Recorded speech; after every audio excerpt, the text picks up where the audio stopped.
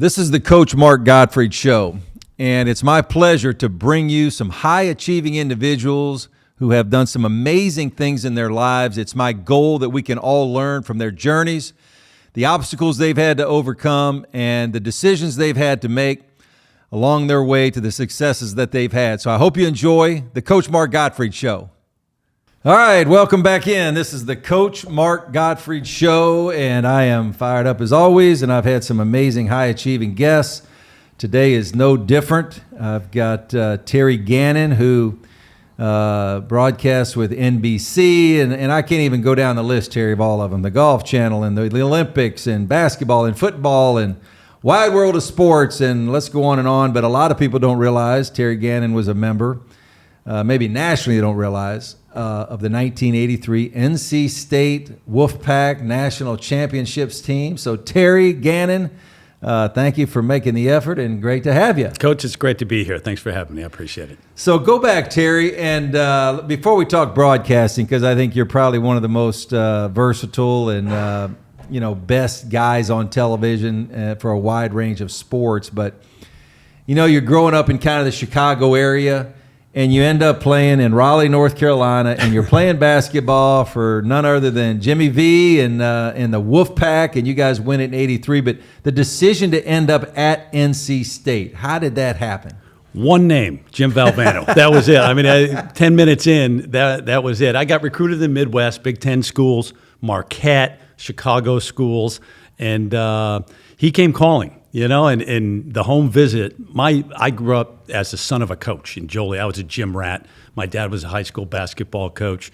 My mom was a big athlete. And he came to the door. First of all, he got lost on the way to you got to know Jim Valvano. I mean, for anybody who doesn't, he's late. He was like 15 minutes late, 20 minutes, half hour late. There were no cell phones. There's no Google Maps or anything back then, right? Finally, there's a knock on the door. We don't have a doorbell. We weren't that level. It's him. We go there. The first thing he says, I've never even met him, and he says, geez, I hope you can shoot better than you give directions. I've been riding around here for the last half hour. I can't find him. And came in the house, and 30 seconds later, had the tie undone, had the shoes off, the feet up on the coffee table, and spent like an hour with my dad in the other room talking about hoops teams and strategy and everything else. And he spent about 10 minutes with me, and that was it. And walked out the door, and my dad said, you're going there. That's it. Isn't that amazing? Yeah, like that. I had Thurl Bailey, and Thurl and I talked to on the show, but Thurl, and one thing I mentioned to Thurl that was so interesting was, some of the guys were recruited by Norm Sloan prior to Jimmy V. Derek Wittenberg, Sidney Lowe, Thurl. And they talked about that first meeting when Jim Valvano was hired and, the impact he had right off the bat. First team meeting, like within 20 minutes, they were sold. And so he had that ability to connect with people in an amazing way. I've had the good fortune of having a broadcasting career for the last 30-some years, whatever it is, after getting out of NC State. I've met some great people, highly intelligent people, motivated people, energetic people, driven people. I've never met anyone like Jim Valvano. 24/7, he was on, and it was real, and that was him. He loved life. He attacked life. He'd wake up at 3 a.m. and he'd be on Home Shopping Network, buying, you couldn't turn him off. And when he walked into a room, he just took over the room. After I got done playing, I was a graduate assistant. I was son of a coach. I always wanted to coach. I was a grad assistant, Derek Wittenberg and I. And our one job was, as soon as the buzzer went off, I went to the grocery store and got the wine and the cigars. He got the fried chicken and pizza or whatever it is. And then you're in the coach's office until Jim Valvano decided to leave. And he would hold court with a cigar and a wine. And whoever's in town, Al McGuire would be there, Billy Packer would be there. Celebrities would come to town sometimes and hang out. And as an assistant coach, you could not leave until he left. So you're there till like 4 a.m, right? But every second that you were around that guy, it was like being in the front row of a heavyweight championship fight, and you never knew what was coming next or when the knockout punch was coming. It was unbelievable, and I don't think I'll ever meet anybody like him. He was special. And so I'm coaching one time. I think I was at Alabama, and I want to say Jim Herrick was at Georgia. And I get a call, and he says, turn the channel over to ESPN or ESPN2, one of them. He said, turn the channel. And he said, look what's on. And so I turn the channel. It's the NC State playing Pepperdine in Corvallis, Oregon in 1983. We were done. We were NCAA dead. tournament. Jim Herrick had a nice team, and they're up with, let's just say 50 seconds or a minute to go. I can tell you exactly. You Here don't we have go. to give us 6 points with 54 seconds. Their best 6 free throw points. shooter, Dane Suttle, was at the line. Dane Suttle, who's the career foul shooting percentage leader in the history of Pepperdine basketball, and NC State.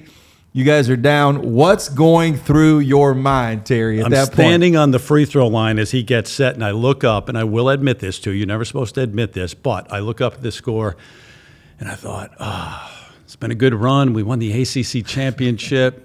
Got to go back to history class tomorrow. Boy, this has been fun. I hate for this to end. He misses, we go down, we hit a shot, go down, follow him again. He misses again, we go down, hit another shot. By an absolute miracle, somehow, some way, we won that game and stayed alive. Survive and advance. Yeah. And Coach Herrick, every time I see him, he brings that game up, believe me. Yeah, it was the first of many miracles along that path. To be a part, Terry, and I want to talk broadcasting to you, but before we get there, because you were, I coached at NC State for 6 years. I loved Raleigh, loved being a part of the Wolfpack.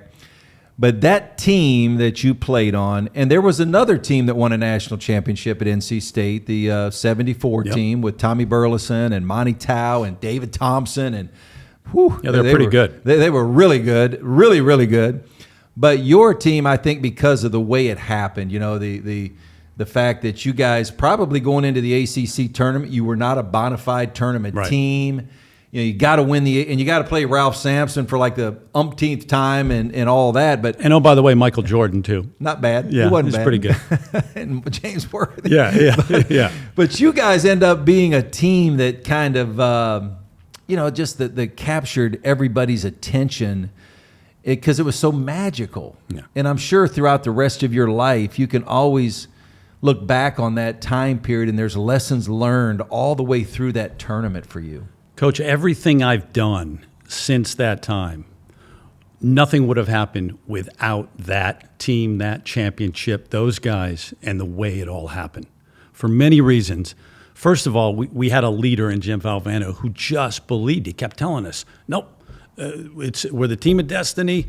We're going to win. Put me in a position with 2 minutes left. Somehow, if we're in the game, we're going to figure out a way to steal it. And, that after that first game, it was a miracle to beat Wake Forest. Nobody remembers that. Why should they? In the first game of the ACC tournament, and somehow we come up with a steal. And at the end, we get to the locker room, and guys look around and say, "Yeah, team of destiny. No way we can lose." Then we beat Michael Jordan and Sam Perkins, who has a shot that goes halfway down and out somehow. Again, your life.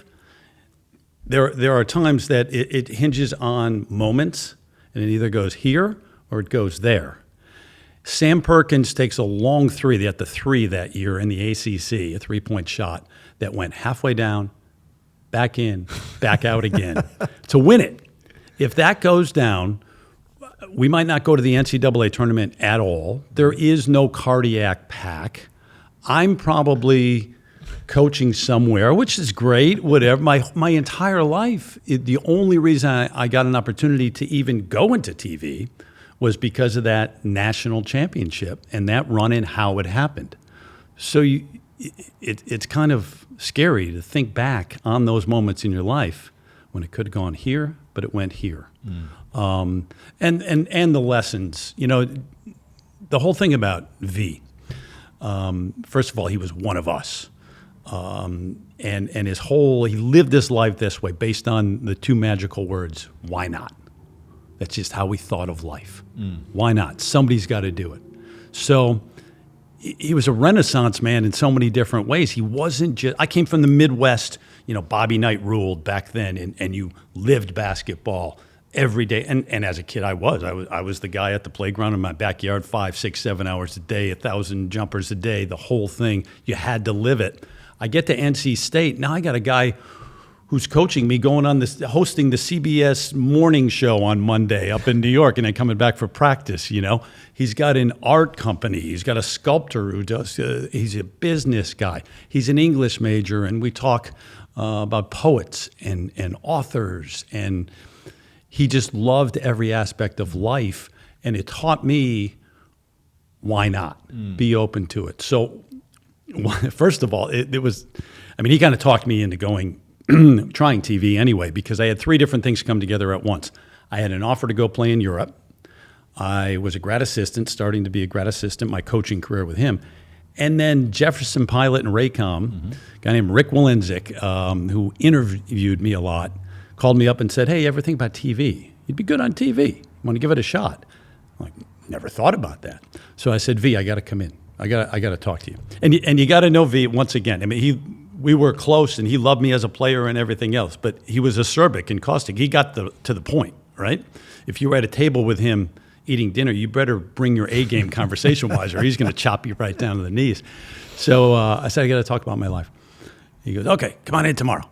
So I come in the office. He's on the phone. I sit down. Boom, boom, boom, boom, boom. He's talking. I sit there 10, 15, 20 minutes. Finally, he's like, hang on a minute. Terry, what do you want? I'm like, I'm here to talk about my life. I got to figure out what to do. He said, oh, yeah. All right, hold on one second. All right, go. I'm like, okay, well, I got this offer to go play in Europe. Slow down. You're short, you're slow, you can't jump. Who are you going to be, Walt Frazier? Get on with your life. You're good. You're a great shooter. But, get on with your life. I said, okay. Got a chance to go into TV. They want me to do games. Oh, it's great. It's great. Go do it. You don't like it, you suck, you come back. You got a job. I'm like, okay, that's pretty much it. He goes, yeah, pretty much it. Boom, back on the phone. He's talking. That was it. Like a minute it took to decide, and I've been in TV ever since. Terry, tell me about this one, because I remember, I'm going to tell you what happened. I'm coaching at UCLA. I was an assistant coach at UCLA. We played at Duke. And at this point, Jim Valvano is working for television, working at ESPN, and he has that game. And so before the game, I'm on the court with him, and I had met him somewhere. He coached the NBA, the pre-draft camp used to be in Hawaii. He coached it one year with my roommate, Jim Farmer, played for him. Jim always talked about how much, even for a little week and a half deal, he loved Coach V. But anyway, I remember going up to him, and he was already diagnosed at that point to having cancer. And I remember he came up to me, and he gave me a hug, and I hugged him, and I just remember like feeling the bones in his back. It was one of them. You hugged him, and we're talking about just all kind of little things.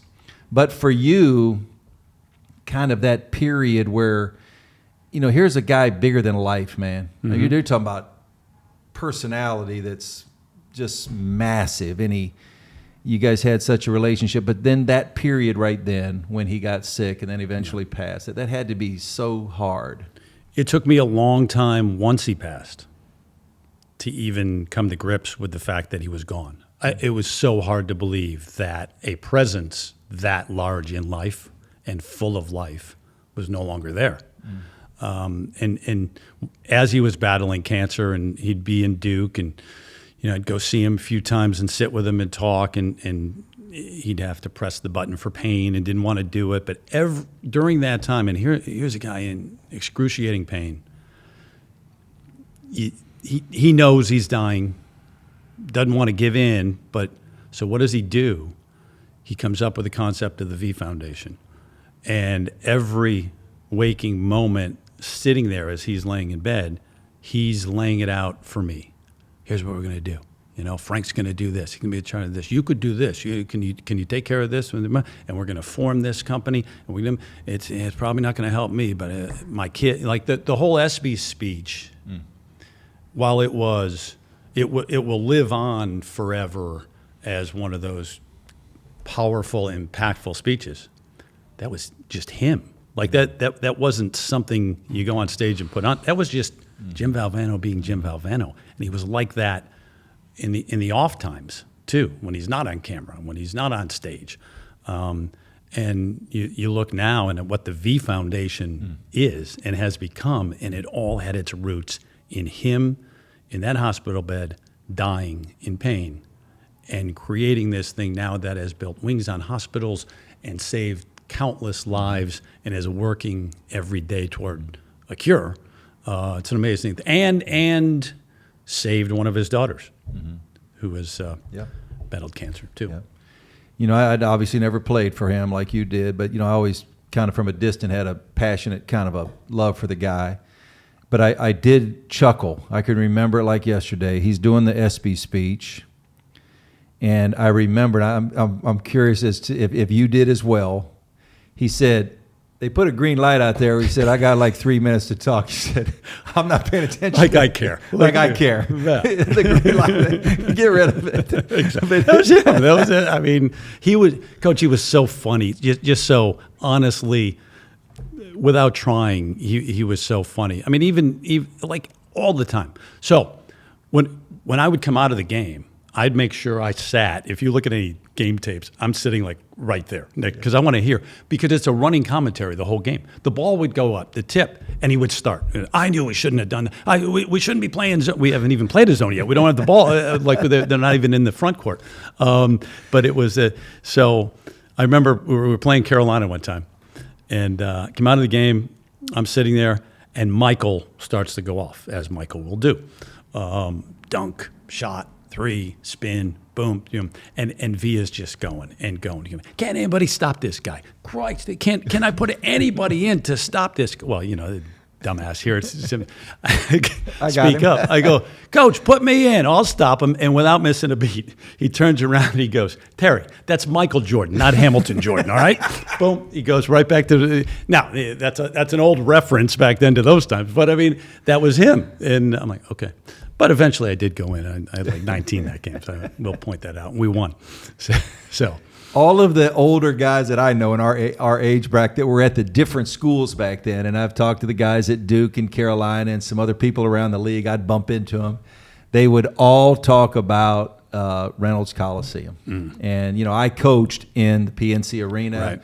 It's like the Staples, the Crypto.com arena now. We share it with an NHL hockey team. But you guys had that home court advantage that they all talk about. All the opponents that you played against bring it up, that probably one of the hardest places to ever go play was that facility. Loudest place I've ever been in, and I'm not being biased by saying that. It was our home. It was our place.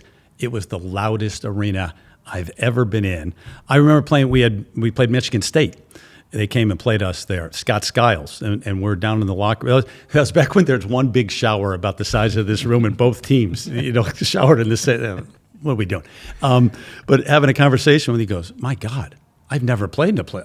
We couldn't hear. We had to do our timeouts out at midcourt. We couldn't even hear in this. I thought, yeah, welcome to Reynolds Coliseum. Unbelievable. Yeah.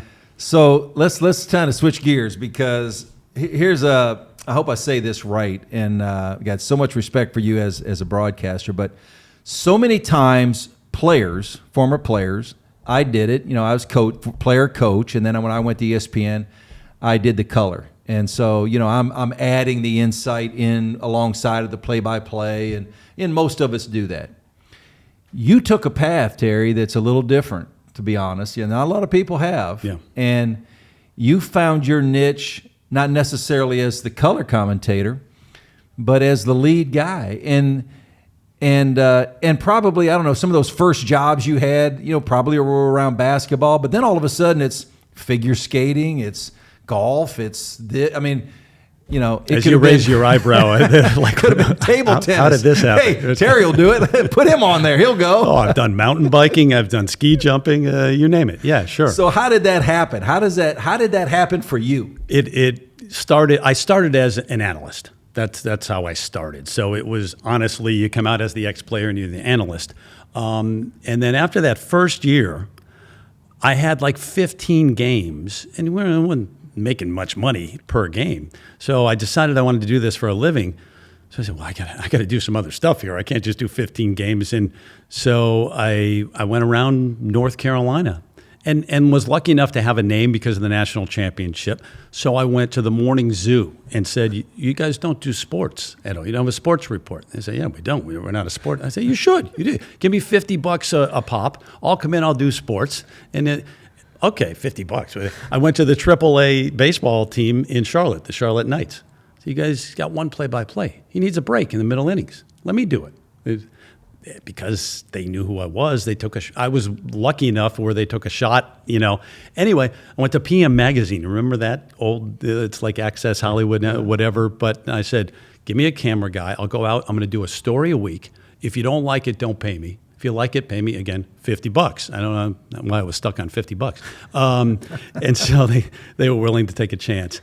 So I learned the business outside of just analyzing basketball. And then I got a break.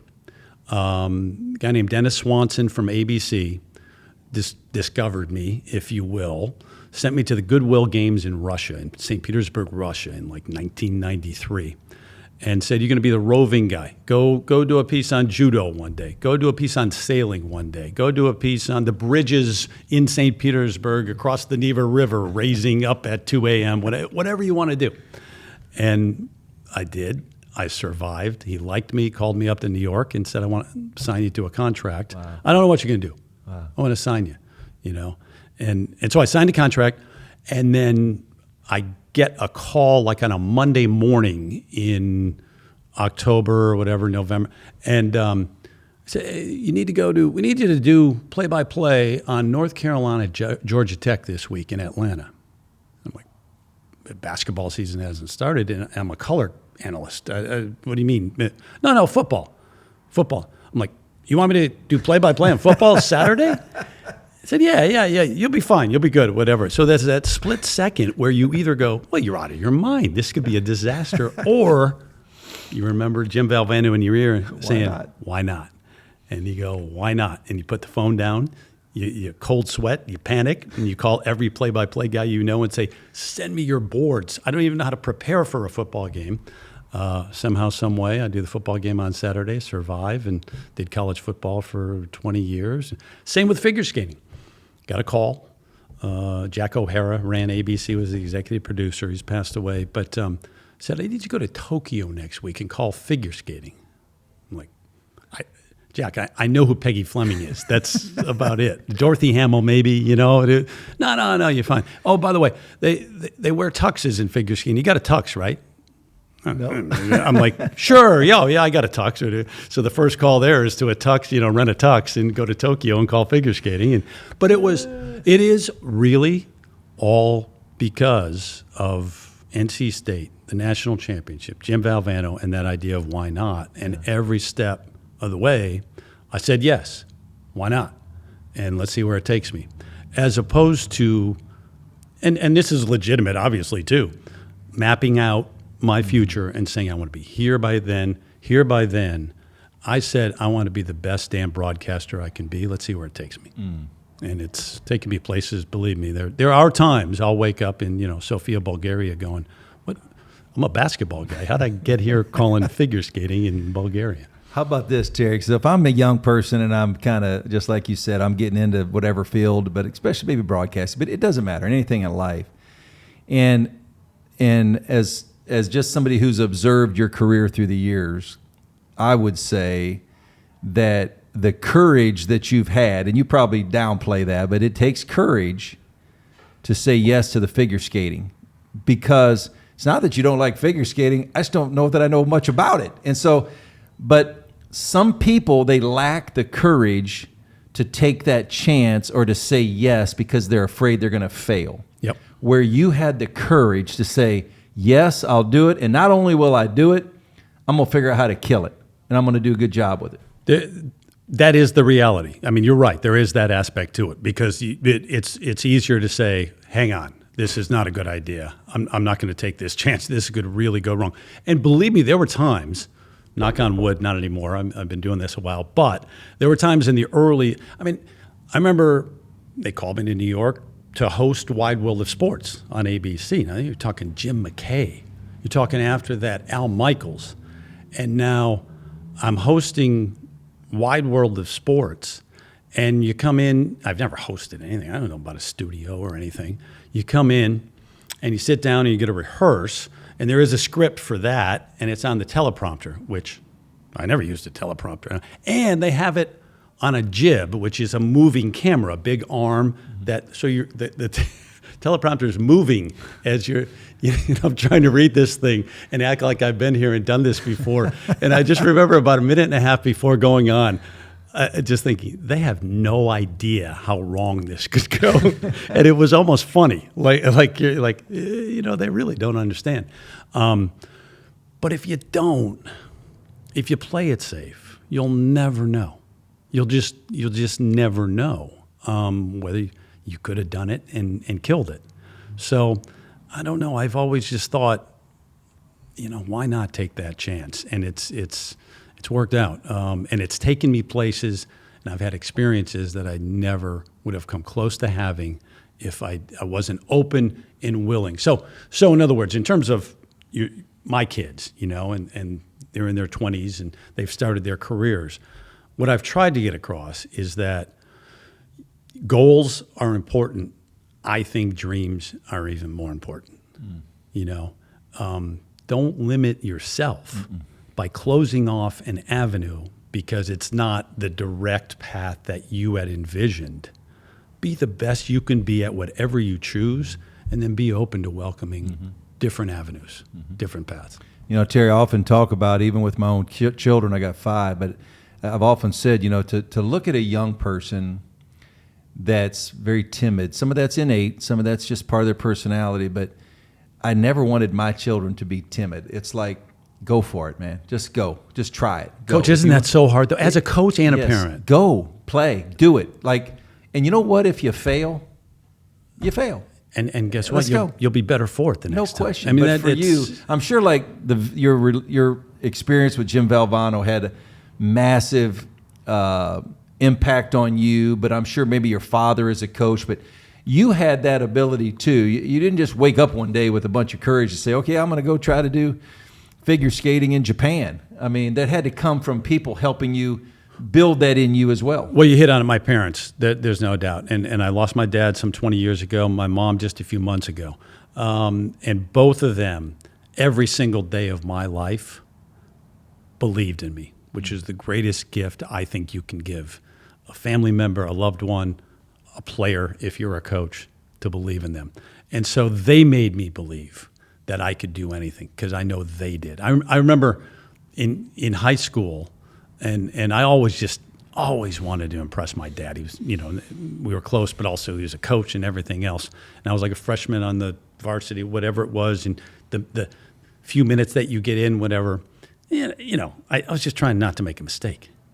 And he would be quiet. We'd shoot around the backyard, he'd rebound, whatever, be quiet. And I remember one late in the season, I said, Dad, I just want to be as good as this player who was a senior. And he laughed. What do you mean? Why are you laughing? He said, you're already better than he is. You just don't know it. And you just got to believe it. And then he walked away. It wasn't like he was harping. He really felt that way. And that moment, I became a different player, because of that belief. So if I hopefully I've instilled that or tried to in my kids and passed on that belief because I think it's as important as anything. Hey, everyone, if you're enjoying the content on this podcast, I would encourage you to hit the like and the subscribe buttons. Your involvement in this show allows me to continue to bring you amazing, high-achieving guests. Thank you so much for your support. Terry, is there you do so many different sports. You're so good at, doesn't matter, they could have you do horseback riding, and I'm sure you'd figure out how to do it. You probably have.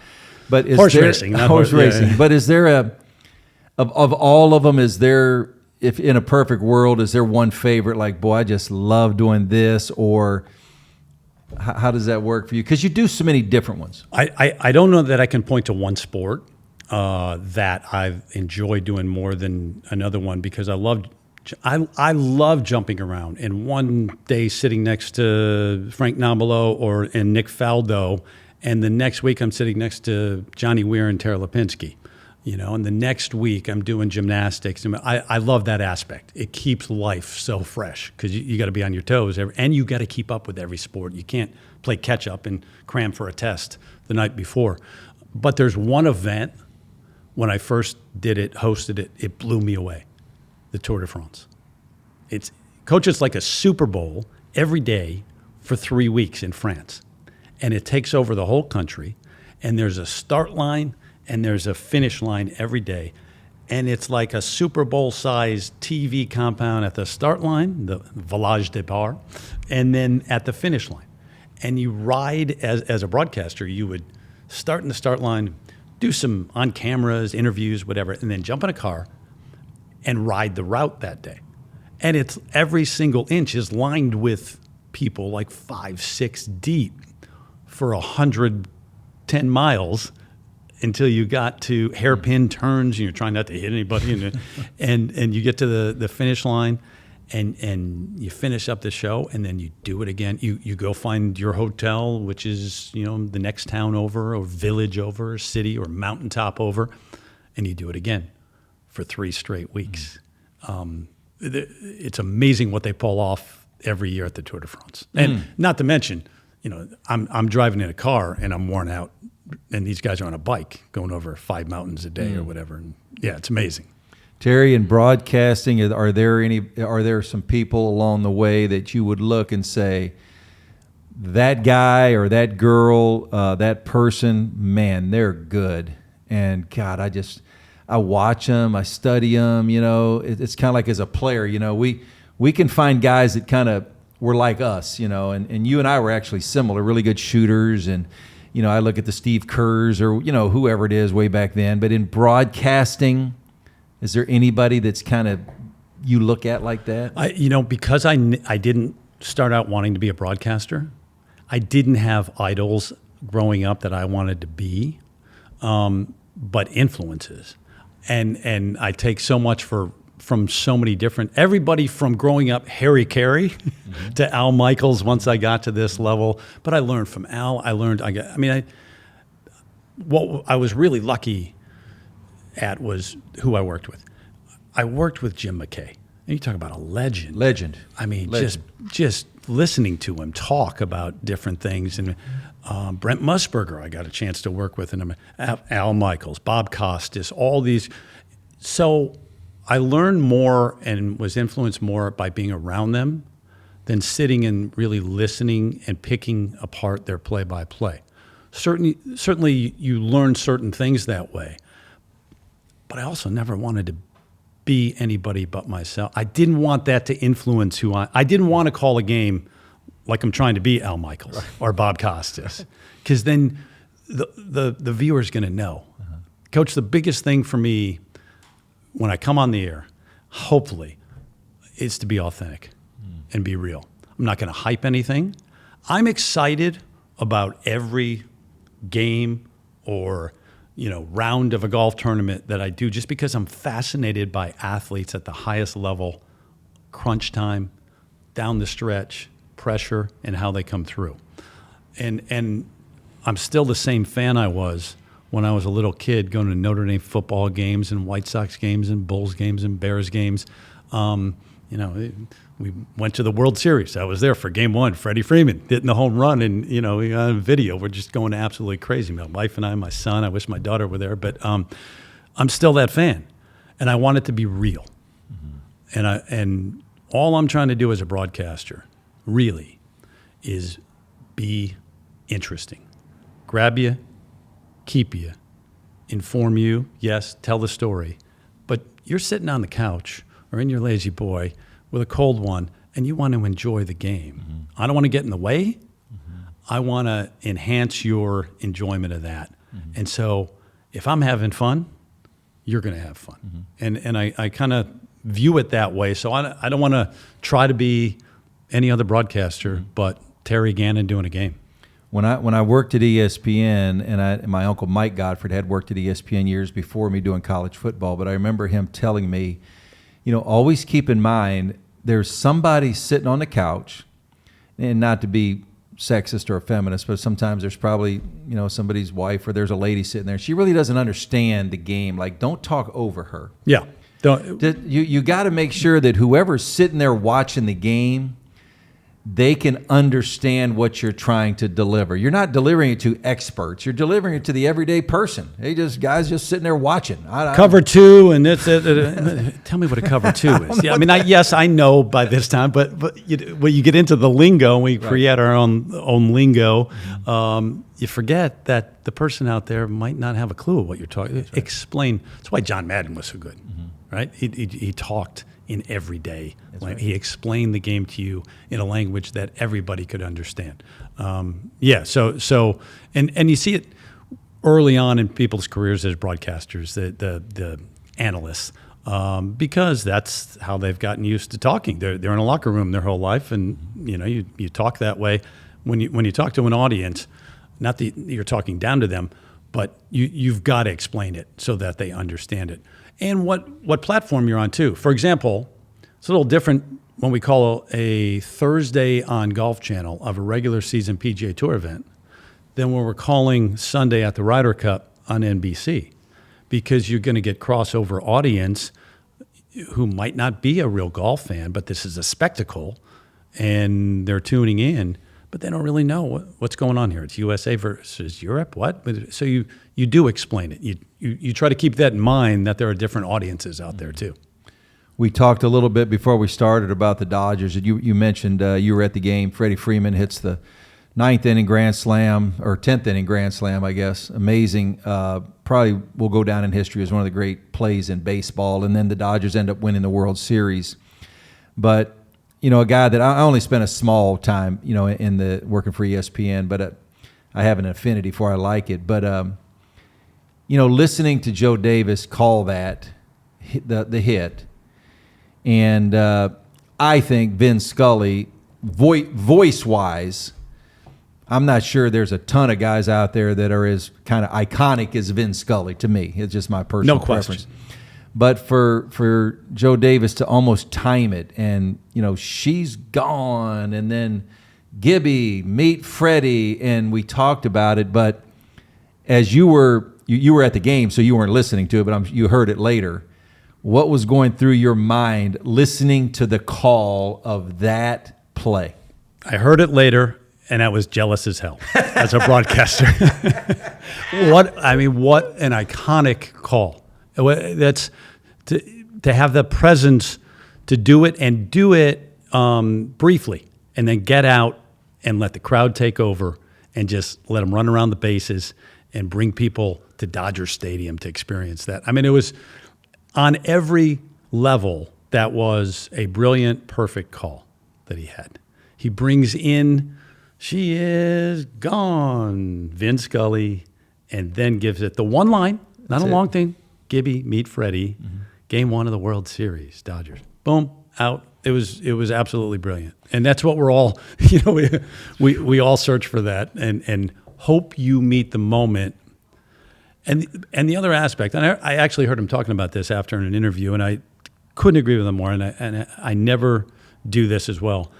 He said he thought about it, but it's not like he had something in his mind that he wrote down that he was going to prepare. And I never, ever prepare that way for a call, because it won't be real. Anytime you do come up with something, it's always hit me down the stretch in crunch time what this means. How do I encapsulate what this actually meant? Not just say, so-and-so wins the Open Championship, but give it a line there that brings it in what this really meant, and why you should pay attention, and why you should care that this happened in that one line, and then get out and then let it play. Yeah. As a broadcaster, Terry, explain to the audience, the fans, because I never really understood this until I worked at ESPN, and we talked. Dan Steer hired me, was phenomenal. What a coach, what a teacher. He took an interest to try to help me become better as a broadcaster, and I was doing the color, but the term he liked to use was "let it breathe." Just let it breathe. That's how they tell you to shut up. Yeah, I know. That's a better way to say it. Yeah, be quiet. But for you, here you are, you got golf, you got an amazing shot, you've got somebody's going to sink a masterful 30-foot putt, and the crowd erupts, and there's this tendency, and now for me, it's almost a pet peeve when people talk over the moment. It bothers you even more now, right? It bothers me, but that term, let it breathe. Yeah. Talk a little bit about that and how sometimes you have to apply that, and maybe there's been situations with you in golf or whatever it may be where, because that becomes so powerful. I'm always conscious of that, because what you're trying to do more than anything is bring the viewer to the arena, to the stadium, to the golf course, and let them be part of that action, experience it as much as possible as if they're sitting there in the stands. And so you talk over the crowd going crazy, you ruin it for the person at home. They're no longer there. They're listening to you. Mm-hmm. Get in, get out in those big moments, and hopefully you can come up in the moment with a one line that really brings it all together, like Joe did on Freddie's home run. But I'm always conscious of just letting it breathe, even during the game, not just the big moments, but even during a game sometimes. As a basketball coach, there's a rhythm to a basketball game, and it's a game of runs, and it goes back and forth, and it might go quick for 5 or 6 possessions, and then it slows down a bit. It's just naturally how it happens. As a broadcaster, I want to do that too. Mm. I want to weave in and out, big picture, and then for a while, call every pass, every name, whatever, and then weave back out and tell a story. The storytelling aspect of broadcasting is something that's drummed into you as a broadcaster, but also you've got to do it so that you don't get in the way of the actual action. And that's just a feel. That's a feel that comes along. And again, it goes back to being a basketball player in college. I do think, as I look back, that I'm a much better broadcaster because I experienced what it was like playing on a Monday night in front of 50 million people for a national championship with everything on the line. That experience of being in that moment and what it's like as an athlete. So I always kind of try to keep that part of it in mind too when I'm calling big events with these athletes who's now in that position, and this is their moment and remembering what it was like. You've done such an amazing job in golf, Terry, broadcasting golf. And how much different is the Ryder Cup to call? Different than your normal, Thursday through Sunday tour on the, stop on the tour. Nothing like the Ryder Cup. Nothing like it in golf. I mean, the Solheim Cup, the women's version with USA versus Europe as well, same thing. But that aspect of playing for your country, playing for your continent, and then you've got, that opening tee at the Ryder Cup is, you talk about let it breathe. They're not going to hear you talk anyway, so you might as well shut up. They give it one line, here we are, opening tee, Ryder Cup, let's go. Boom, and then just shut up for a while and let it take over. And players will tell you that too.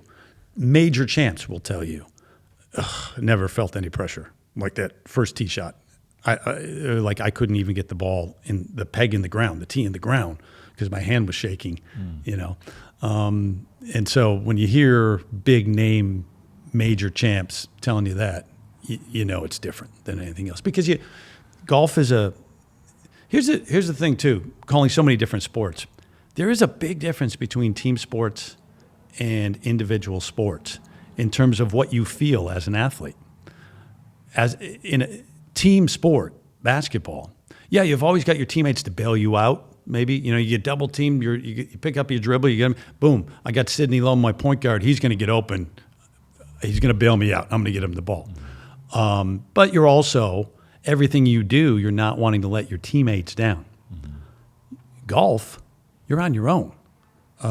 That's it. And so your whole experience in your sport is different. And then they make it a team event. Now you're a part of a team at the Ryder Cup, and you're like, oh my God, I don't want to let the other 11 guys down. And there's a whole new level of pressure because it's a team sport, which they don't ever experience. Have you ever witnessed you played against Jordan, and obviously that was kind of our era, but anybody that transformed or transcended the game like Tiger Woods did when you were covering golf? Just Tiger Woods himself, the ability, the greatness, the everything about him. Not a fair fight. To quote Roger Maltby, just not a fair fight. He was so much better than everybody else. And they will, again, it's not me saying it. You'll sit and have a conversation with David Duval, and he'll go, no, not even close. Like he was great. David Duval was great, but he's like, it's not even close. I'd sit there and listen to the Curtis Stranges and the Nick Faldos of the world, just sit there and be in awe. We'd stand there at the range and watch Tiger hit balls, and they would just be like, oh my God, never seen anything like it. Never heard anything like it. The sound. I'm like, yeah, you're a 2-time U.S. Open. What are we you're a 6-time major champion. What do you mean? Oh, no, this guy's different. Wow. It's so much better. The closest thing I could say of all the sports I've covered to Tiger Woods is Simone Biles. So much better than everybody that it's not a fair fight. And she doesn't have to have her A game to beat you when you've got your A game. Might be your C game she's bringing that day. She's still better than you. Isn't that crazy? Yeah, so much better. I was asking, Thurl and I were talking about it, who, by the way, is he not the most amazing guy, Thurl Awesome. Bailey? What a wonderful. The soul of that team. Oh, my God. Not to stay back in 1983, but you talk about teams that have an impact and that become something special. It's over 40 years later now. I'll show you my phone, my iPhone. Every single day, there's a text chain with that team. How about that? Every day. Isn't that great? 40-some years later. Yeah, that's so wonderful. Still, and he's to this day the soul of that team. He's one of the most, one of the best people I've ever really got to know in my life. But we talked about this in that some athletes at different eras, you know, if you're playing like he did with Utah Jazz, and they had some really good teams, and they had good teams after he left and he went to Minnesota, but there's another team, and they got this guy number 23 over there, and you can be really good, but you're not winning. Sorry. You can be really good. In golf, there was a period there where you could be really good, like real good. It just so happens that in your era, there's this other guy playing named Tiger Woods. Phil Mickelson, meet Tiger Woods. Yeah. Like in football, there was a window with Tom Brady. It was almost like, all right, they're down 2 touchdowns. There's 4 minutes to go in the game, but somehow they're going to win. I mean, there was a period of that.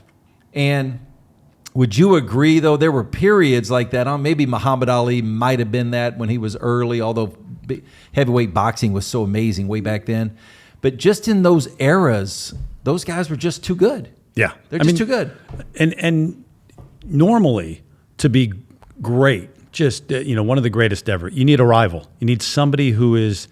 I don't know that anybody. I mean, you can name names like Mickelson and Duval who challenged Tiger or whatever. He really didn't have a rival, and yet, like Jordan, there was some drive, something in him that was so competitive. He didn't need one. That every day he got up and said, "I'm going to do everything I need to do to be the best."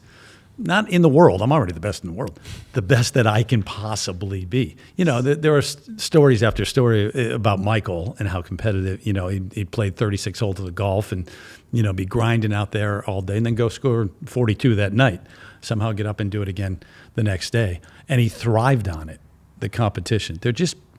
I think there are athletes that are just internally built differently, you got to have the talent. Obviously, you got to have Tiger's talent, Michael's talent, Simone Biles' talent. But then there's something also inside, like Kobe, that says, no, not good enough. Even got to get better. I might have scored 35 tonight. We won by 15. Nope, not good enough. I'm going to the gym to shoot for 2 hours. Tomorrow I want to be better. And I don't know, can you teach that? You're a coach. I don't know that you can teach that. It's an amazing thing, and in basketball, and you played, and we're basketball guys at heart. Although you do all the different sports, but not very many people I've come across, and the stories I've learned, or guys that I've played against. But Kobe probably had some of that, like Jordan. Mm-hmm. But I'm not sure there's a ton of guys that have had that. That desire that I'm beating you no matter what, period. Nate McMillan told me a story in the Olympics. He was the assistant coach to Coach K, and everywhere LeBron went, you had Carmelo and Chris Paul and Kevin Durant, and they followed LeBron around like, mother hen with all the little geese coming behind him. And then Kobe's off by himself, and Kobe told Nate one day, he said, we're going to win the gold. Don't worry about that. He said, but I'm going to play against all these guys when we get back in the States. And I don't want any one of them to have an edge on me. That's great. That's unbelievable. Because I'm going to crush them all. I'm going to crush every one of them when we come back. And it's a mindset like that. It's interesting. Have you come across anybody else like that? You mentioned Simone Biles. Yeah, Simone Biles has that mindset but she is not even challenged. Like it's maybe it is just the restriction of your own. If there are any limitations, it's not about being better than you. It's not about I've got to let these guys know, like Kobe said, that they're not as good. And they when I meet them in the regular season, then they've got to know everything I do now goes to them knowing they're not going to beat me in the regular season. But it's like Simone Biles is so much better than everybody else. It's her own potential. Well, she didn't have to come back to the Olympics this time. And she didn't have to do certain elements that are risky, but she did. And you'd ask her, why are you doing the Yurchenko double pike? No, it's so dangerous. No other woman in the world does. She's like, well, I can. She look at you like you're crazy. Like, what kind of question is that? Because I can. It doesn't matter whether I need it or not to win. I can do it. I've got to do it. Like they almost can't help themselves. Yeah. But to push it constantly to the next limit. When you were playing in college and in your era of college basketball, people, we need to remind them. There's a younger generation that they don't think that we don't even know if the ball was pumped or stuffed way back then. But there was an era where in the ACC, obviously your group was amazing. There's this guy named Michael Jordan and James Worthy, and then there's this guy named Lenny Bias, and then there's this guy named Ralph Sampson. We're talking even about the Mark Prices and Mark the John Prices. Sallies, and we're talking about an era where some of the best to ever played. Yeah. If you put together a top 50 of all time college basketball players. Now UCLA had their run, and there's other ones around the country. I'm not. But that era of the ACC. But did you know, Terry, like when you're watching Jordan, Lenny Bias? I played against Lenny Bias twice. Oh, Lenny was. I tell people still to this day. I just go, I hadn't seen anybody like that. That big, that quick, that strong, jump that high, that powerful, that. I hadn't. But when you were playing, did you realize at the time, or did you just say like, Coach, I was just trying to survive, man. All right, I was just trying not to get embarrassed out there. I'm going head to head with Mike. Okay, that's I wasn't thinking about him being the greatest ever. I didn't want to think about that. It's like the challenge is enough right now. No, did not realize it. Also, you're an athlete, so you're crazy enough to think. Yeah, he's not that much better than me. Yeah, I got to get it. I'm with this guy. I'm starting. I'm the two guard starting, and Michael's their two guard. So it's like that mindset as an athlete. Now you look back and go, oh my God, why did I try to do this or that? And but Michael also played within the system, the Dean Smith system. Yep. And I'm not criticizing Dean Smith, he's a legendary coach, but I'm saying there was a system there where you didn't quite have the idea of what Michael was going to become once he was unleashed. And you said, Mike, go get us 40 tonight. That's right. But there was a time when they had Jordan, Worthy, and Perkins on the same team, and Worthy was a little scarier than anybody. That's right. In college. That's right. That guy would embarrass you. He would make you. And by the way, talk to Thurl Bailey about that because they would go head to head. So there was that aspect. And you look at that Georgetown game, the national championship game, and Worthy kind of went, I'm taking over. Even though it was Michael who hit the game-winning shot. He did. Worthy took over. James was something. So, but now you look back, and I'm at least happy to hear you say things like that. And Mike Krzyzewski has said the same thing. It was a golden age of ACC basketball and college basketball. And oh, by the way, that same year we had to beat Hakeem Olajuwon and Clyde Drexler on the same team to win the national championship. So you think about the players who were playing at the time and now how they rank all time. It's a pretty special era. Unbelievable. I got to tell you this story. So the year after you guys win it, 83, 84, Sweet 16 in McNichols Arena in Denver, Colorado. You were on the team at NC State, and I just thought you could just shoot the lights out, man. You were one of those guys, man, that we didn't never want you to get an open shot, so we played against you. And our team was Jim Farmer and Buck Johnson, and we had some really good players too. But I can remember before the half, you guys got this little munchkin out there named Spud Webb, who's about 4'1", it seemed like, he's 5 foot whatever. And I'm guarding him, and there's like 12 seconds to go in the half. How'd that go? And all of a sudden, he's got the ball above the top of the key right there, short of half court. And I'm playing him, and I'm thinking, okay, I'm gonna. And I turn and look. I just glanced behind me, and everybody else was like flat on the baseline. And I'm saying to myself, oh shit, I'm in trouble right now. He blew by me like I wasn't standing there, but. Don't feel bad. You're not alone, man. That's it. We would play Duke, and you know how they, especially then, they overplayed everything, denied every pass, so they weren't going to let you pass. So we didn't run an offense. We did exactly what we just went and stood in the corner and said, Spud, beat this guy, and then if another guy helps, fine. If not, take it in, and we would beat him. You guys had a nice team. You beat us, Benny Bolton and Spud Webb and yourself, and can't remember all the guys. Well, Lorenzo Charles was still there, and Cozell McQueen and Ernie Myers and Nate McMillan. Yeah, so it was a decent team. It was, that backcourt I got to play. So the first 2 years I played with Derek Wittenberg and Sidney Lowe. We won a national championship, and the next 2 years I played with Spud Webb and Nate McMillan. Wow, pretty good. How about that? Yeah, Terry. As we kind of wrap it up here, I've asked this question a lot, but when you've had this amazing career. And you've covered so much ground, and with your children, and I've got 5, and I like to kind of pick people's brains here and there a little bit. But if you could give your children characteristics, if you could just gift them, say, you know what, I want my child to have this, and you could just wave the wand, and they have these characteristics. What would those be for you with your children? We've touched on it, but the number one thing, other than obviously, treating people with kindness, and we need more kindness in this world. I mean, believe me, every day you get up and you're reminded, especially on social media and places, that there's there's some hate out there. Belief. Belief in yourself, belief in the people around you. It goes so far. I think, when they were younger, I tried to, and you tell me as a coach, I tried to tell them, when you take the field today, when you take the court today, take it believing that they cannot stop you, that you feel sorry for that person guarding you because they cannot stop you. They'd be like, oh, come on, Dad, I'm like, no, you're missing my point. You start with that belief, and it carries you so far beyond what you thought you could do. And it matters.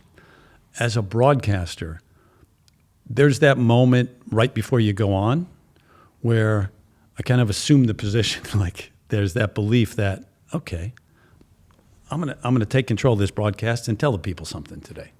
And that mindset, that attitude, I think becomes a self-fulfilling prophecy to where you then just naturally believe in yourself. That, to go back, the locker room speech that Jim Valvano gave before we played Houston as huge underdogs for the national championship was brief. He basically went up, erased most of the scouting report, threw the eraser away, and said, if you think we're going to hold the ball in front of 50 million people for the national championship, you're out of your mind. We're going to go out there and kick their ass. And everybody jumped up, and we ran up. Because the one thing he knew, we had to know he believed in us, that he believed we were going to win that game. And so I think confidence, chicken and egg, does it come after you have success, before, or whatever? I think you can make yourself, if you put yourself in a certain mindset, believe you can do things that you never thought you could do. Mm-hmm. And it's, ordinary people doing extraordinary things every day. And that's how the world works. That's exactly right. Well, Terry, man, thank you so much. This has been a lot of fun. You've had such a remarkable career, and you got many, many years ahead of you to continue on. But the versatility, your intelligence, the way you deliver it, man, you're knocking it out of the park. So you're the best. Thank you for having me. I really appreciate it. Thank you, Terry. Everything. Thank you so Thanks, much. Coach.